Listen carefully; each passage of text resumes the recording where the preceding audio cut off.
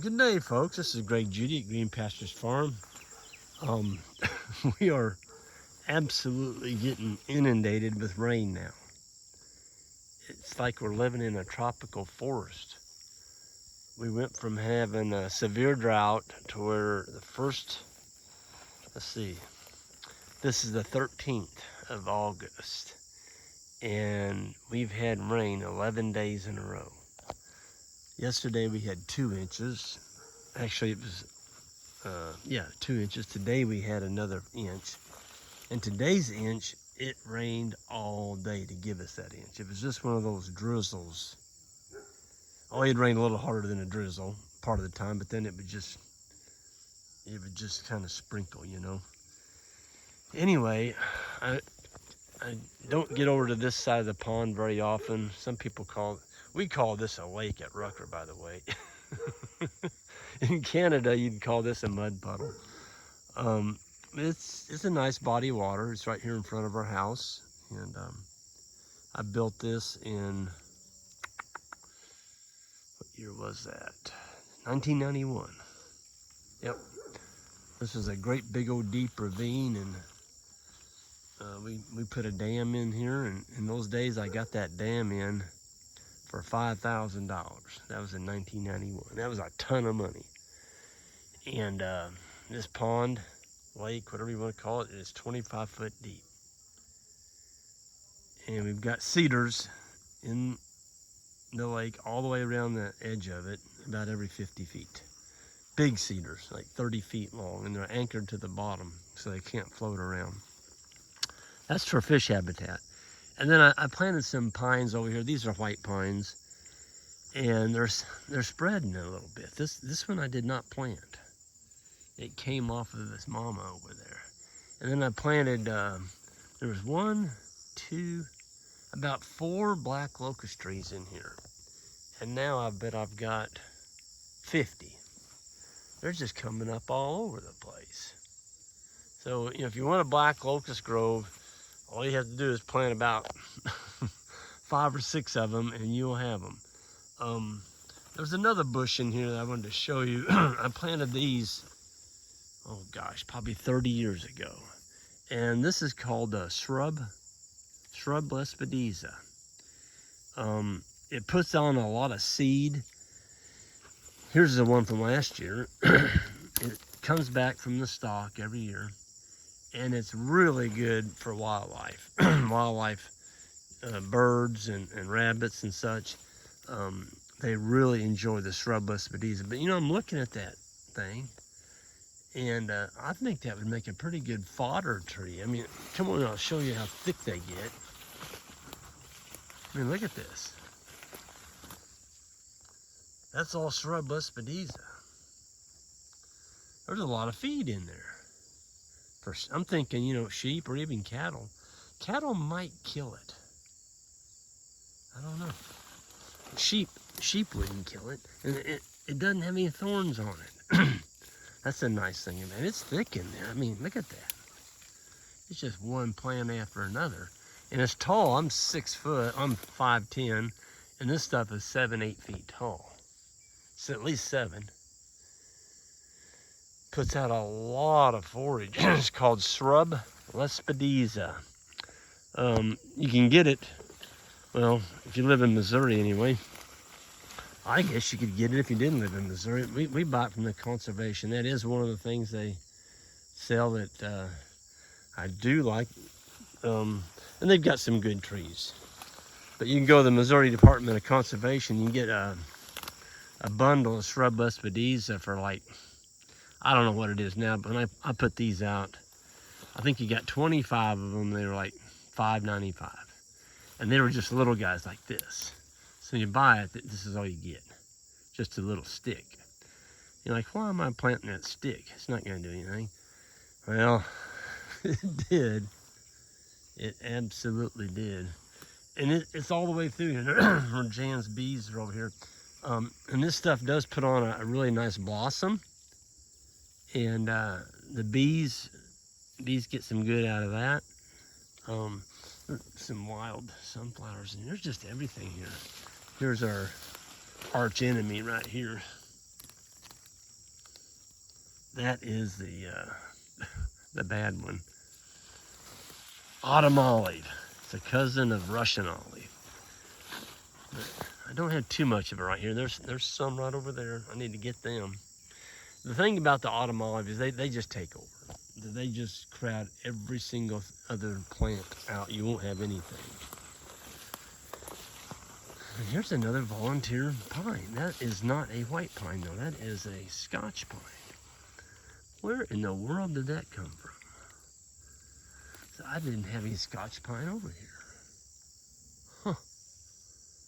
Guess a bird must have dropped it. I tell you what, folks, it's wet. Here's our cattle pasture right here on the edge. You see, it's really starting to green up out there. It's just amazing. It's just amazing what. I think we're at altogether 8 7/8 inches now. 8 7/8 over 11 days. Oh, look at the bees. She's got several frames on there. Boy, you can hear them in there. The opening on that hive's on the other side.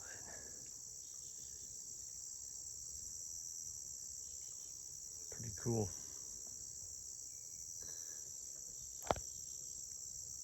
Just a real light roar.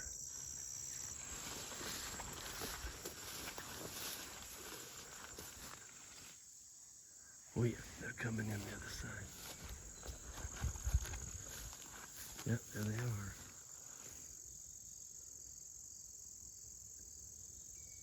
It's just amazing to me how bees can go around the landscape and harvest all this nectar and just make this wonderful product, honey. And they just work at it, you know. Always working at it.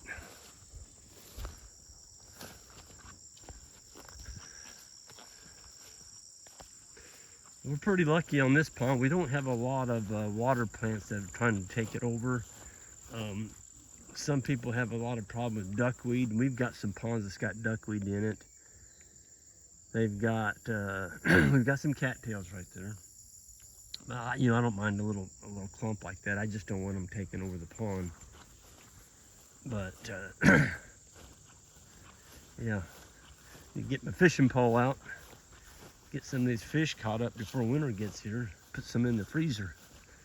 We got some really nice channel cat and bluegill and bass in here.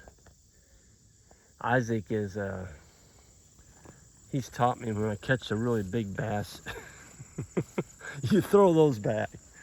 You know, before I met Isaac, I was like, you know, if I catch an 8-pound bass, that thing's going in the freezer. He's like, no, Greg, you throw it back. It'll get bigger and you catch it again.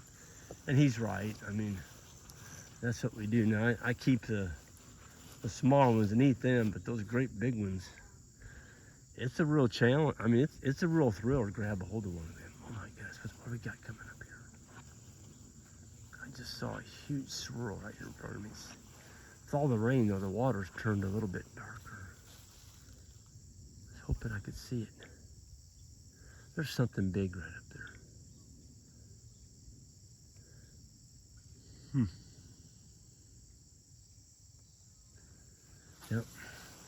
Yep. Here's a plant that I love in my pastures. I've got it right here along the dam. That's called giant ragweed. Can you imagine why they call it giant? Folks, that is some good forage. Our cattle will absolutely knock you over to get a bite of that. I wish that was out in my pasture instead of here on the pond dam. They love giant ragweed. They just love it. Common ragweed, I noticed the bulls are chewing on it a little bit. They'll take the tops off of it. But giant ragweed is just premier forage. Anyway, I'm gonna get out of here. I just wanted to show some of the trees and stuff. Again, the Shrub Lespedeza is a really good one.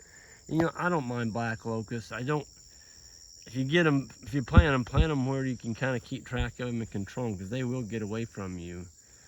You put them out in your pastures. They do grow pretty fast, and they do make excellent posts and pretty good shade.